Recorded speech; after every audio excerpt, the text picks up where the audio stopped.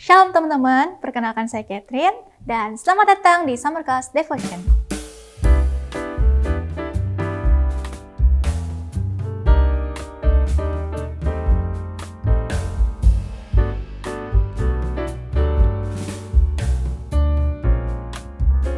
Nah teman-teman, pernahkah kalian merasakan yang namanya gagal? Nah, ada satu quotes yang terkenal. Saya tidak gagal, tetapi saya hanya menemukan 1000 cara yang tidak berhasil.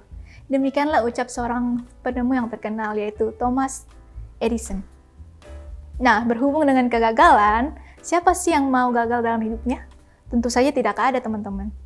Bahkan orang-orang berusaha dan berupaya untuk menghindari yang namanya kegagalan. Tapi teman-teman, yang perlu kita tahu bahwa kegagalan itu tidak dapat kita hindarkan. Kegagalan itu pasti ada di setiap perjalanan hidup manusia. Sebagai manusia, kita pasti sering juga bertanya kepada Tuhan, Tuhan, kenapa Tuhan izinkan kegagalan ada dalam hidup saya? Nah, jikalau kita pahami dengan baik, teman-teman, Tuhan izinkan kegagalan terjadi dalam hidup kita itu sebagai proses dalam pertumbuhan dan pembentukan kita, teman-teman. Jadi kita lebih banyak lagi belajar dan semakin berkualitas dalam hidup. Karena Tuhan ada rencana besar dalam hidup kita dan Ia ingin kita siap untuk itu. Nah, tapi seringkali kita tidak memahami apa maksud Tuhan dan kita semakin terpuruk dalam kegagalan itu, teman-teman. Tapi teman-teman yang terkasih, kita perlu ingat bahwa orang yang tidak pernah berbuat kesalahan adalah orang yang tidak melakukan apa-apa.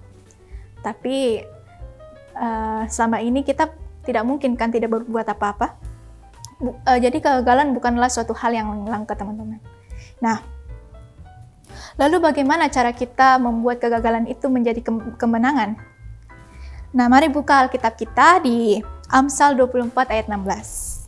Sebab 7 kali orang benar jatuh, namun ia bangun kembali. Tetapi orang fasik akan roboh dalam bencana. Nah, di sini ada 3 poin yang dapat kita pelajari. Yang pertama yaitu mulailah bangkit dari kegagalan itu.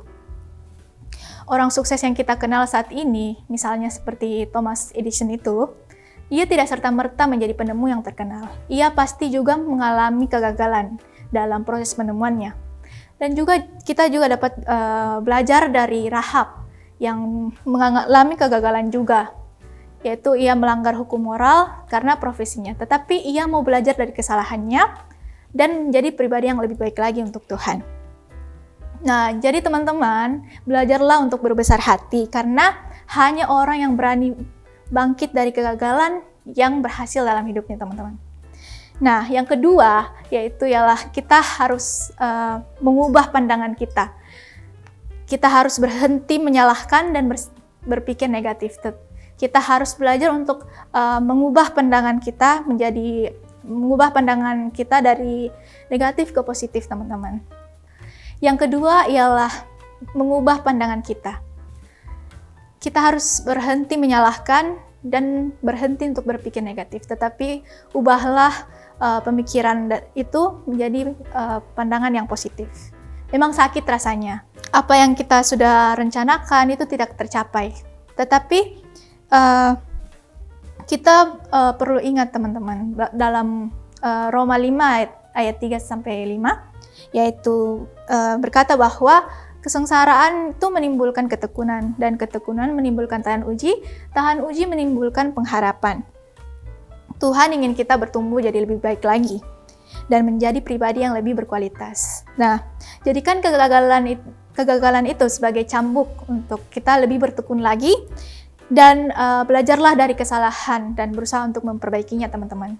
Dan yang terakhir ialah sertakan Tuhan dalam perjalanan kita dan fokus kepadanya. Seperti yang dikatakan dalam Filipi 4 ayat 13, segala perkara dapat kutanggung di dalam Dia yang memberi kekuatan kepadaku. Kita boleh saja gagal, tapi belajarlah untuk menerima kenyataan dan ingat bahwa ketika kita berusaha untuk bangkit lagi, Tuhan akan senantiasa menolong kita dan memberikan kekuatan kepada kita. It's time to learn from a mistake and believe God will lift you higher. Jadi teman-teman, mari kita tetap belajar dan bangkit dari kegagalan kita. Salam di Christ, salam sehati, Shalom.